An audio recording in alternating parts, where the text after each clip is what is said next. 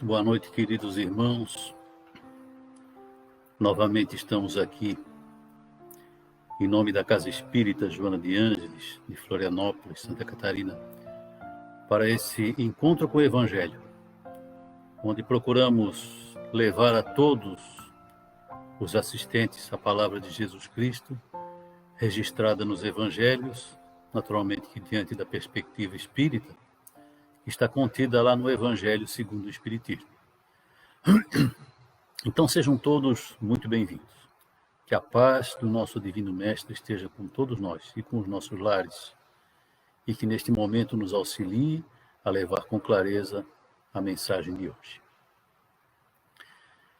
É prática comum nos eventos espíritas a gente iniciar as atividades com uma leitura edificante, que tem por objetivo realizar uma espécie de asepsia, uma harmonização no nosso ambiente e preparando nossas mentes, os nossos corações para a oração que segue e para uma conveniente assimilação do tema exposto.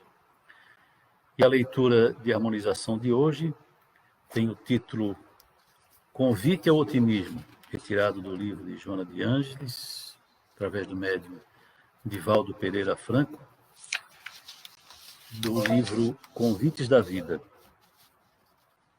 Não vitalizes tristezas nem desencantos, apesar das configurações de sofrimentos que surjam e se avolumem pela senda que percorres. Quando tudo parece perdido, invariavelmente uma solução surge, inesperada, providencial. E se não se materializa a resposta almejada, diretriz melhor conduzirá o problema de maneira salutar para ti mesmo, se te dispuseres a esperar. Sombras não se modificam com sombras. O pântano não renascerá drenado com a condenação da lama. Mister esparzir luz e fazer canais providenciais. Para tanto, o homem deve impor-se a tarefa de abrir já as janelas do otimismo nas salas onde dominam tristezas e arejar escaninhos pestilenciais de pessimismo mediante o aroma da esperança. Pessimismo é enfermidade que engendra processo de psicose grave por antecipação de um mal que talvez não ocorrerá. A cada instante, as circunstâncias geram circunstâncias outras. Fatores atuais compõem fatores futuros, dependendo da direção que lhe imponhas. Não te canses, desse modo, exageradamente, sob o peso da nostalgia, ou te entorpeças asfixiado pelos tóxicos, das frustrações que todos experimentam. Entrega-te a Deus e deixa-te conduzir tranquilamente. Otimismo é estímulo para o trabalho, vigor para a luta, saúde para a doença das paisagens espirituais e luz para as densas trevas que se demoram em vitória momentânea. Nas duas traves da cruz, quando tudo parecia perdido, o justo, em excelente lição de otimismo, descerrou os painéis da vida verdadeira, morrendo para ressurgir em gloriosa madrugada de imortalidade, que até hoje é o canto sublime e a rota segura, plena de alegrias para todos nós. Essa foi a nossa mensagem inicial, nossa leitura de harmonização. A Casa Espírita Joana de Ângeles, se utilizando da internet, do Facebook, promove todas as segundas-feiras, das 19 às 19h30, esse encontro com o Evangelho, que fica também depois hospedado lá no nosso canal do YouTube, juntamente com um conjunto de uma série de palestras doutrinárias que foram realizadas já na casa. Basta procurar lá no YouTube, Casa Espírita Joana de Ângeles, Joana com 2 N's, não esqueça, para ter acesso a todo esse material. Então, durante 30 minutos, a cada semana, estaremos juntos envolvidos pela mensagem evangélica. Assim, esse encontro com o Evangelho, na verdade, é um encontro com Jesus, nosso mestre, nosso amigo, em quem confiamos, de quem gostamos de ouvir as palavras amorosas, a quem dirigimos as nossas preces, na confiança que chegarão ao Pai, para quem nos voltamos nos nossos momentos de angústia, mas também nas nossas horas mais felizes. É para esse encontro que a Casa Espírita Joana de Ângelos convida todos. Convida todos nós que temos no Mestre dos Mestres aquele guia seguro para a nossa caminhada. Todos nós que escolhemos o meigo nazareno como companheiro ideal para as nossas horas. Todos que já sentimos esse grande amor que nos dedica o Divino Amigo Jesus. Então hoje nós vamos refletir um pouco sobre o tema Dai a César o que é de César, que está inserido lá no capítulo 11º do Evangelho segundo o Espiritismo, capítulo cujo título é Amar o Próximo como a si mesmo. Então vamos ler o trecho do Evangelho que fala sobre esse tema. Os fariseus, tendo-se retirado, entenderam-se entre si para enredá-lo com as suas próprias palavras. Mandaram então seus discípulos, em companhia dos herodianos, dizer-lhe: Mestre, sabemos que és veraz e que ensinas o caminho de Deus pela verdade, sem levares em conta a quem quer que seja, porque nos homens não consideras as pessoas. Dize-nos, pois, qual a tua opinião sobre isto? É-nos permitido pagar ou deixar de pagar a César o tributo? Jesus, porém, que lhes conhecia a malícia, respondeu: Hipócritas, por que me tentais? Apresentai-me uma das moedas que se dão em pagamento do tributo. E tendo-lhe eles apresentado um denário, perguntou Jesus: De quem são esta imagem e esta inscrição? De César, responderam eles. Então, observou-lhe Jesus: Dai, pois, a César o que é de César, e a Deus o que é de Deus. Ouvindo falar dessa maneira, admiraram-se eles da sua resposta e, deixando-o, se retiraram. Então, essa é a passagem que está lá no Evangelho, né? Vejam que a malícia, mesmo como o próprio Jesus fala, eles já foram lá uns discípulos lá dos fariseus, mas já levaram os herodianos, que eram, vamos dizer assim, a polícia de Herodes, né? Achando que já iam prender Jesus ali, dependendo da resposta dele. Então é preciso primeiramente entender o contexto desse diálogo. A Judéia era uma região de domínio romano. O Império Romano até permitia certa liberdade de cultura e de religião nas suas colônias, mas havia regras bastante rígidas a respeito de outras questões. A questão do imposto era uma dessas regras. Aquele que não pagava os impostos, que os publicanos cobravam, né, ele se sujeitava a sanções bastante severas, como o confisco dos bens, a imposição de castigos físicos, podendo até chegar à morte. Pelo lado dos judeus, os judeus não suportavam essa cobrança. Eles, inclusive, transformaram esse assunto numa questão religiosa, fazendo do pagamento de impostos até um pecado, né? E surgiram daí várias revoltas bastante graves, né? A respeito disso, fundaram um partido poderoso, cujo princípio era o não pagamento de impostos. Então, para os judeus, essa era uma questão bastante grave. Então, a pergunta: é-nos permitido pagar ou deixar de pagar a César o tributo? Ela se constituía numa armadilha bastante perigosa, que os fariseus queriam enredar Jesus. Porque se a resposta fosse não, não é permitido pagar o imposto, Jesus estaria se indispondo com Roma. E se fosse sim, estaria ofendendo os judeus. E ambas essas posições eram extremamente perigosas. Então, como está lá no Evangelho, né? Jesus, porém, diz que lhes conhecia a malícia, respondeu, ou melhor, contornou essa dificuldade, dando-lhes uma lição de justiça, com dizer que a cada um seja dado o que lhe é devido. Não é? Mas, a par dessa interpretação mais direta, não é? Da questão do imposto propriamente dita, Jesus sempre aproveitava as oportunidades para oferecer seus ensinamentos de caráter moral, né? De modo que nessa passagem também há um sentido mais geral. Então Jesus quis reforçar com esse episódio aquele princípio de que devemos proceder para o outro da forma que queremos que procedam conosco. Ou seja, se possuímos direitos que precisam ser respeitados, mas também temos, por outro lado, obrigações que temos que respeitar, ainda que isso não nos agrade. Nós somos seres gregários, isto é, nós necessitamos conviver com outros seres da nossa espécie. Nós necessitamos conviver. E para isso, nós nos organizamos em sociedades.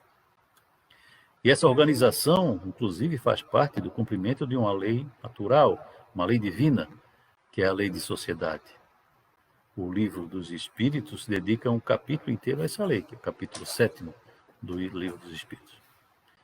Então, lá se pode encontrar que somente através da convivência que nós conseguimos desenvolver algumas virtudes, né, como a tolerância, a caridade. Né? Como é que vamos praticar caridade se estamos sozinhos? E tantas outras virtudes que são necessárias ao nosso crescimento como espírito, né? O Livro dos Espíritos também nos explica que o insulamento, o isolamento da pessoa, é sempre um agente do egoísmo. E o egoísmo é a causa de quase todos os males da humanidade, né? Então, as sociedades humanas se organizam com base num conjunto de normas, de leis, né, que precisam ser cumpridas, sob pena de a sociedade se autodestruir, voltarmos à barbárie. Então, quando Jesus diz, dai a César o que é de César, está também nos dizendo para cumprir a lei de sociedade, que é uma lei de Deus. Por outro lado, se nós temos as leis dos homens, que, embora imperfeitas, precisam ser cumpridas, com muito mais razão, precisamos cumprir as leis de Deus, que são perfeitas, né? Então, dar a César o que é de César e a Deus o que é de Deus, remete à vivência sob a ética. A ética no seu sentido mais profundo, ética em agir corretamente, mesmo que ninguém esteja vendo. Então, quando inserimos, e agora o que eu vou falar, não estou falando apontando o dedo para ninguém, é uma constatação de caráter geral, né, da nossa cultura aqui. Então, quando nós inserimos lá na declaração de renda um dependente que não existe para ter mais imposto, né, quando silenciamos diante de um troco recebido ao maior do caixa do supermercado, quando baixamos um livro pirateado na internet, sem reconhecer os direitos do autor, quando nós jogamos no chão aquele papelzinho de bala, porque ninguém está olhando, e tantos outros hábitos culturais, né? Será que nós estamos cumprindo o que Jesus recomendou? Dai a César o que é de César? E quando, mesmo não praticando o mal, deixamos passar oportunidades, seja por comodismo, ou por egoísmo, enfim, oportunidades de fazer o bem, nós estamos cumprindo o que Jesus recomendou, dai a Deus o que é de Deus? Ou será que estamos valorizando mais o ter do que o ser? Outro dia ainda estava lendo um dito assim, nós somos teres humanos ou seres humanos, né? A questão do ter e do ser. Então são reflexões que nós precisamos fazer com frequência, né? E que o Evangelho sempre nos estimula a essas reflexões. Mas com a moeda de César, nós podemos também estar dando a Deus o que é de Deus, né? Lembro aqui aquela moeda que a viúva depositou no gasofilácio, né? Lembro aquela passagem evangélica, né? Que os ricos iam lá, o gasofilácio era uma espécie de caixa coletora de doações lá das sinagogas lá dos judeus, né? Os ricos lá depositavam quantias, né, vultosas, né, e certamente dava aquela olhada para ver se as pessoas estavam olhando, ele fazia aquela doação, e vem uma viúva que coloca a moeda de menor valor da época. Então aquele ato, além de ter sido um ato material, que efetivamente foi uma doação de dinheiro, né, mas também foi uma lição de desprendimento, né, porque Ao contrário dos ricos que doavam, embora quantias maiores, mas doavam o que sobrava, a viúva estava doando ali do que lhe faltava. A passagem fala nisso, né? A viúva depositou do que lhe faltava. Jesus fala isso. Então não foi o valor da moeda, né? Mas o ato de dar o que lhe faltava que caracterizou o dar a Deus o que é de Deus. Existe muita crítica, né, aí ao sistema econômico mundial, que é baseado no consumo. Se observa até dentro dos ambientes religiosos essa crítica, não é verdade? Mas nosso mundo, se não houver consumo, não haverá produção. Essa economia é baseada nisso. E daí resulta, se não tem produção, não tem emprego. Quem não tem emprego não consome, o consumo diminui mais. E assim por diante, numa bola de neve, né? Acaba levando o povo a uma condição de miserabilidade. É claro que o consumo desenfreado, né, a aquisição exagerada de supérfluos, isso também constitui um erro. Né? Mas, às vezes, do que nos sobra, nós podemos consumir em favor daqueles que não têm. Então, eu posso comprar, por exemplo, material de construção para doar para quem está lá, um sacrifício tremendo fazendo a sua casinha, né? Ou alimento, enfim. Eu estou consumindo, estou dando a César o que é de César, mas estou favorecendo alguém que precisa, né? Estou dando a Deus o que é de Deus. E com isso estou estimulando o crescimento de virtudes em mim próprio. Né? Então, enfim, esse é o mundo de César no qual vivemos. Né? Não é por isso que nós vamos nos isolar. Né? Já vimos um pouco mais acima, no Livro dos Espíritos, citado aqui, que o isolamento constitui uma ação de egoísmo. Penso mesmo que em sociedades mais evoluídas, em outros mundos talvez, o mundo de César se aproxime mais do mundo de Deus. Mas por enquanto é o que temos. O importante, na verdade, e penso que esse é o apelo oculto de Jesus nessa passagem, né, que estamos examinando, é que nós saibamos equilibrar na nossa vida o mundo de César com o mundo de Deus.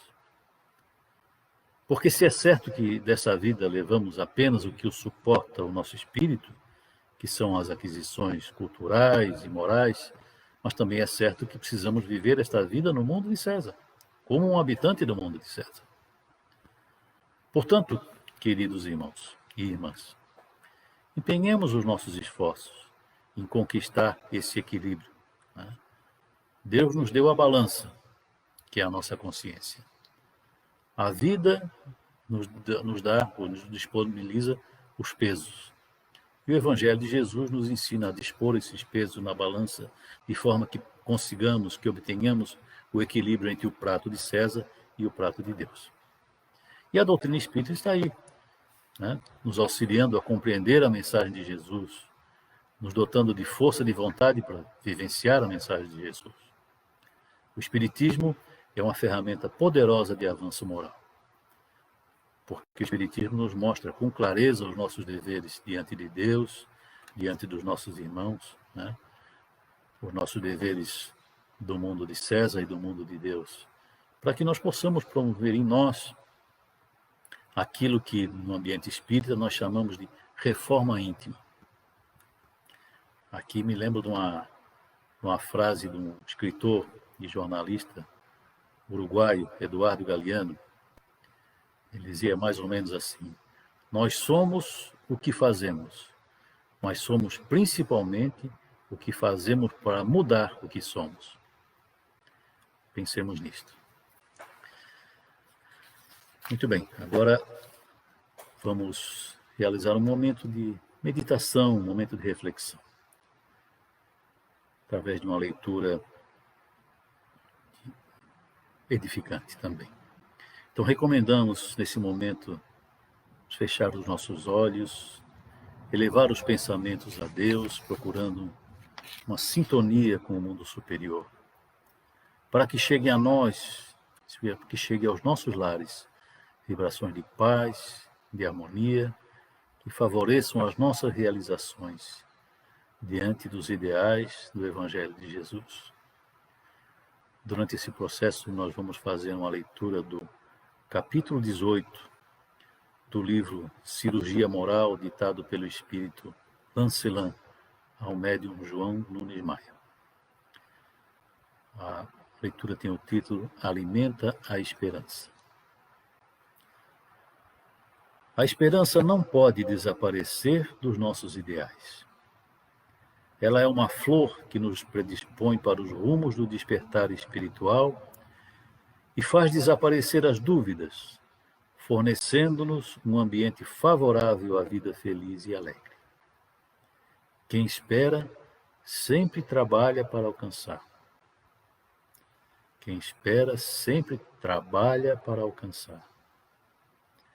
Acredita em ti mesmo e em Deus. E luta por isso todos os dias, mesmo que o tempo esteja contrário às tuas ideias. Avança sem que o esmorecimento amarre teus passos. Alimenta a esperança, que ela te libertará das sombras do desinteresse. Confia no Senhor Todo-Poderoso, sem esquecer de confiar em ti mesmo. Que os caminhos se abrirão para ti, mostrando-te as portas onde encontrarás a paz do coração. Sê fiel aos princípios do amor e nunca deixes de praticar a caridade, porque sabemos não existir salvação sem o brilho desta virtude sem par. Em tudo o que fizeres, meu irmão, não poderás esquecer a esperança. Esse anseio de encontrar o melhor nos leva à alegria e ao bem-estar indizível. Os iniciados no bem, no amor e na caridade nunca desconhecem o exercício que deve ser feito no campo do coração e no ambiente dos sentimentos, sob a regência da vontade. Para o conhecimento das verdades eternas do Espírito, a universidade maior está dentro de nós mesmos. Cada experiência nos dá condições para um novo alcance de compreender as leis da natureza e respeitá-las. Os tempos são chegados. Já se encontra a maturidade espiritual na coletividade para que seja pregado o Evangelho de Jesus em espírito e em verdade. A palavra escrita e falada está ressoando nos 4 cantos do mundo, e todas as criaturas estão sentindo, ouvindo e compreendendo o objetivo da mensagem espiritual. Jesus está nos chamando, pelas bocas dos anjos, para que tomemos posições de lutas, e desta vez a batalha é travada dentro de nós, contra os nossos inimigos internos, que nos escravizam há milênios e que devem ser extirpados do nosso mundo íntimo e lançados ao fogo bendito do amor, para que possamos sentir a liberdade na região da consciência e a paz em todos os sentimentos. Alimenta a esperança, pois além da morte física, o mundo glorioso te espera com a bagagem que conquistaste no aprimoramento da moral. Faze uma cirurgia moral em todos os teus atos e abstente de novos distúrbios conscienciais para que não venhas a sofrer maiores danos. Luta devagar, mas sempre.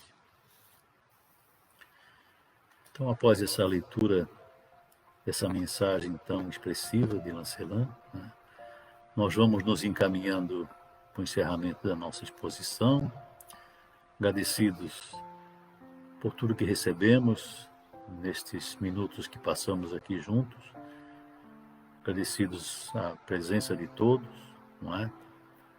A nós que passamos por momentos de aflição diante dessa pandemia que vem nos preocupando tanto, que tantas vidas ha ceifado aí por esse mundo afora, né?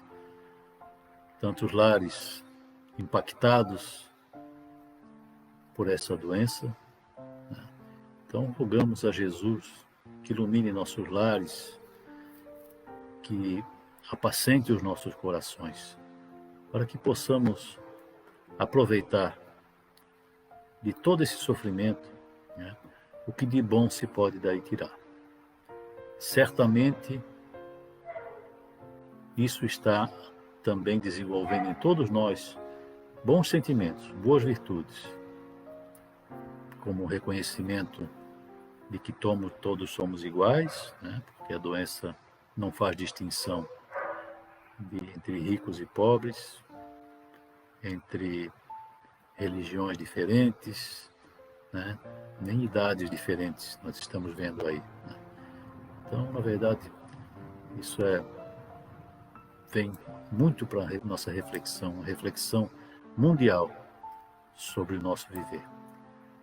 Então, que as doces vibrações do nosso Mestre continuem a nos envolver no decorrer desta semana.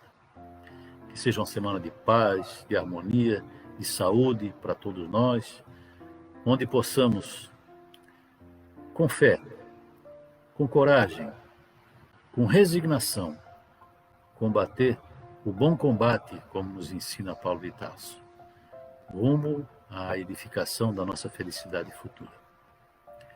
Pedimos também, Senhor, pelos aflitos de toda a terra, pelos que sofrem os efeitos dessa pandemia atual, para que o teu consolo se faça em todos os lares impactados por esses momentos difíceis.